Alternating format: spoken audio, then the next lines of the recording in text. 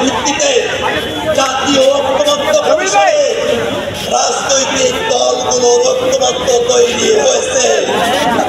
আমরা হয়তো অনেক প্রত্যাশা নিয়ে ঐক্যমত্য কমিশনে গেছি, মৌলিক সংস্কারের যতটুকু প্রত্যাশা পূরণ হয়েছে বাংলাদেশের মানুষ অপেক্ষা করছে। জুলাই সনদের প্রত্যেকটা কথা বাংলাদেশে বাস্তবায়ন করতে হবে। জুলাই সনদকে কোন কাগজে বাঘে আমরা পরিণত হতে দেব না।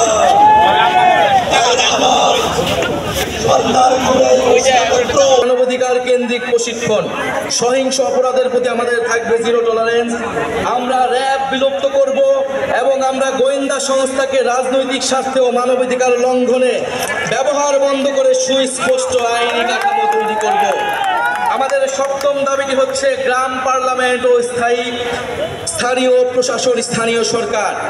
মানুষ গ্রাম ছেড়ে শহরে চলে এসেছে, এতে শহরগুলোর ওপর চাপ বাড়ছে এবং গ্রামীণ অর্থনীতি দুর্বল হচ্ছে। আমরা গ্রামের স্বকীয়তা অক্ষুণ্ণ রেখে শহরের সুবিধা গ্রামে পৌঁছে দিতে চাই।